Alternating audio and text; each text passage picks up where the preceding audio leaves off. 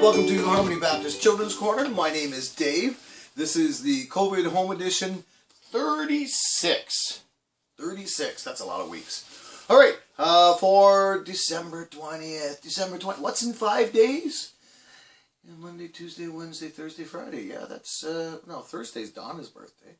Friday, Christmas! Yay! All right, can't wait. Merry Christmas. Merry Christmas to all. We're talking about, okay, so this is the fourth Sunday of Advent leading up to Christmas. And the fourth Sunday is the Sunday of love. And if you're a Christian, if you're into the whole God thing, then you understand what love is about, because God is love. That's what God does. God provided love. That's it right out of the Bible, John 3:16. Because God loved the world so very much, because he loved the people and the things in it so very much, he sent his only son. That's Jesus. And this is when he sent him. He sent him at Christmas. This is what we're celebrating. That God sent his son to be with us and show his love. Love is such an important thing. The Bible talks, the word love comes out of the Bible like 300 times or something. It's one of the things God says you're to love. Two things God asks you: love me, love your neighbor, like you love yourself. And I think, it's easy to love God, and loving your neighbor, not always so easy, but it's same like your family. Sometimes you love them, but you don't really like them very much. You'd still save them from drowning, but you're not real happy with them. But like, do you love your neighbors? What about strangers? This is how much love some people have for strangers. Okay, I know you can love family, and you love your church family, and you love your like a boyfriend, girlfriend. There's that kind of love, but what about love for strangers? Check this out. Okay, listen to this. In 1982, in Lawrenceville, Georgia, Tony Cavallo was repairing a 1964 Chevrolet Impala automobile from underneath it. It was propped up on jacks, but it fell. His mother, Mrs. Angela Cavallo, lifted the car high enough and long enough for two neighbors to replace the jacks and pull Tony from under the car. His mother lifted the car up, all right? In 2006, a resident in Quebec, resident Lydia Angiou, saved several children by fighting a polar bear until a local hunter shot it. Yeah, a bunch of children here comes a bear, I'll just get in the way and fight the polar bear. So she literally fought a polar bear while these children, until a hunter came along.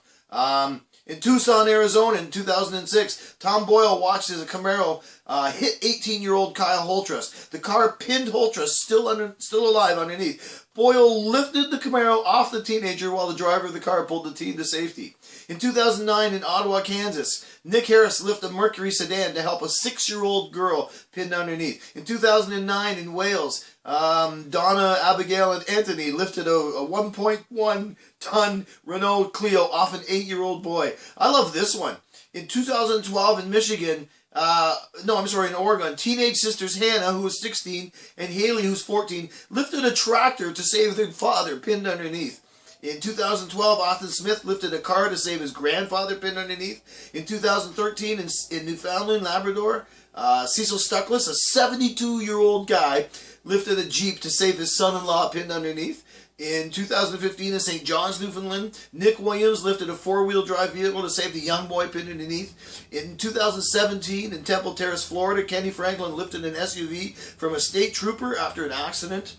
In 2019 in Ohio, a 16-year-old football player lifted a 3,000-pound car when he heard his neighbor calling for help. Now, this is called hysterical strength. And you can result in torn muscles. Like, you can really hurt yourself. But that's how much love you have for someone, that this is what you would do. You would do anything to do it, and you would actually get it. Now, this one, in 1962, in May 62, Jack Kirby watched a woman lift a car off her baby, and that inspired him. Now, I don't know if you know the name Jack Kirby, but he's the guy who created the Hulk. And he was inspired to create the Hulk by watching a woman lift a car off her baby. Yeah, that's, my baby! And I can see that. Absolutely. That's what love is about. Now, what about you? Something happened to you. You had an accident, or you're sick. What do you want? You want your mom. Okay, if you're married, you want your wife, but you want your mom. Everybody wants their mom because they know their mom loves them so much. Moms who do anything. Your mom would do something illegal for you. That's how much she loves you. You ask her, Mom, would you do something illegal? And she's going to say, why? What'd you do? Just, But your mom would do that. I guarantee your mom would do something illegal to help you. That's how much your moms love you. Now in Isaiah, in the Bible, it says, God loves you as much as a mother comforts her child, so will I comfort you. This is God speaking to Isaiah. So tell the people this.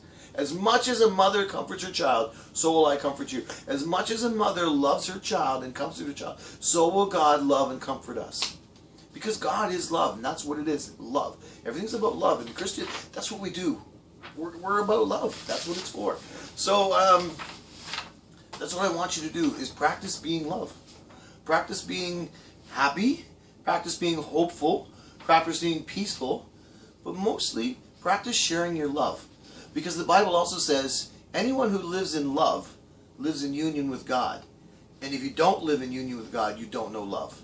If you know love, you know union with God. And you live in union with God. But if you don't know love, you don't. Now, I like to be living in union with God. That makes me feel real good. And I feel that I'm living in love, so I'm happy about it. All right? This is the week of love. The love that God gave us His only Son. And we're celebrating the birth of that Son. And we're waiting for round 2 with His second coming. Would love to see that. All right, take care. I'll see you next week. Ciao.